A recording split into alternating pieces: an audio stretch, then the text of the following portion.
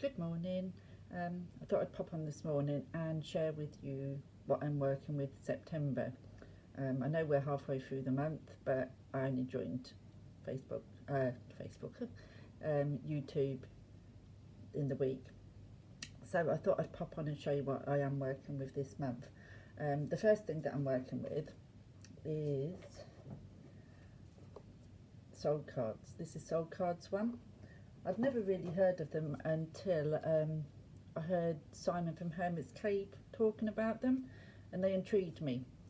So I went ahead and I bought myself the deck, and I did as Simon said, and I went through and chose myself which is my soul card, which spoke to me. And every day, how I've been using them every day, I've been pulling one of them from the deck as my card of the day. Instead of using an oracle this month, I'm using these, and they just blow me away. They say something different to me every time I look at them, and I've noticed that when I pull them with one of my cards, the tarots of the day, there's usually a connection. They you know, I haven't found a day yet where they don't tie in with the actual tarot reading.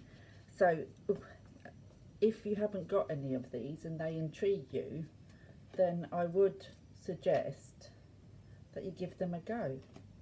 There is a Soul Cards 2, and I believe there was talk of a Soul Cards 3, but I've got enough, I think, at the minute with this one. That's not to say I won't change my mind, because I probably will, but at the minute I'm quite happy with just deck 1.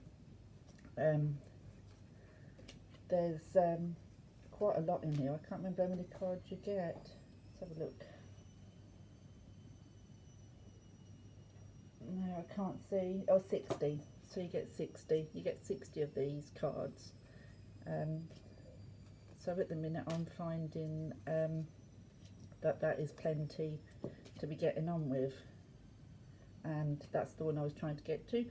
That is my soul card. This one speaks to me more than any other one in the deck. As soon as I saw that one, I knew this was my soul card. So that's what I'm working with this month instead of an oracle. And the tarot deck that I'm using this month is one that I got a couple of months ago, but I was away, so I didn't really get time to work with it. And it's the Wildwood Tarot. I've wanted this for a while, but I kept putting it off and putting it off, and now I've got it, and I must say I love it. I need to trim it and edge it because it still has the borders on mine. I haven't done anything with it while I am trying to connect with it. Oh, it's upside down. But this deck really speaks to me. I love this deck. I know that a lot of the majors and the way it's read is changed than the normal tarot, but the images alone just speak to me, you know. But I do need to take those off. But I have found that I am more going towards nature-based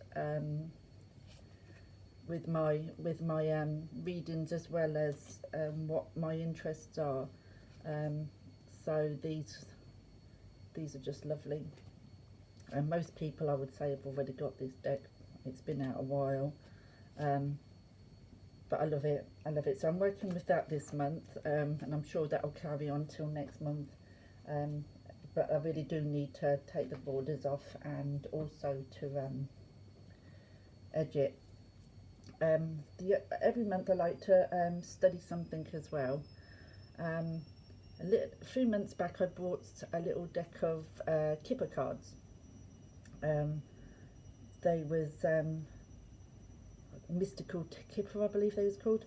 And I used them a few times, sort of going on the information that I'd got, and then I come across a lady on YouTube, the Card Geek, and she reads Kipper cards in the traditional traditional way that they're supposed to be read, with all the directions and everything, and it intrigued me.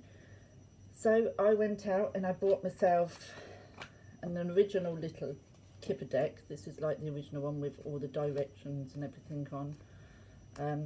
I've written along the top, don't know if you can see, but I've written, because it's all German, so I've actually written the English name on the top for me to learn with.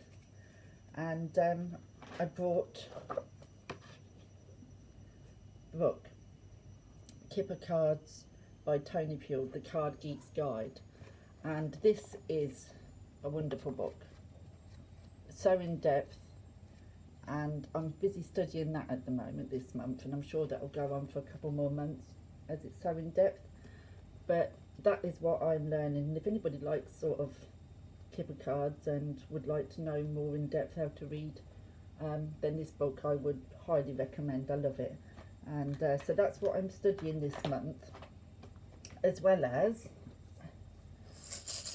my little jar. It's my little nature jar that I picked up from a second-hand shop. It's some little, and inside, oh, I won't get them all out, lots of charms. Got lots of charms in there for charm casting. Don't know if you can see because they're quite tiny, but there's a little chair there. But that's another thing, I've had these a while and I have been working with them, but I'm trying to work out ways that a little chalice, can introduce them into card readings, and how, you know, they work with pulling some charms at the same time as pulling some cards as well, instead of just using them on their own. So that's another thing that I'm working with this month, is my little charms. There's hundreds of charms in there. So that's what I'm doing for September. I'm sure then I'll carry on using these even into October, even though there will be different decks that I probably will work with.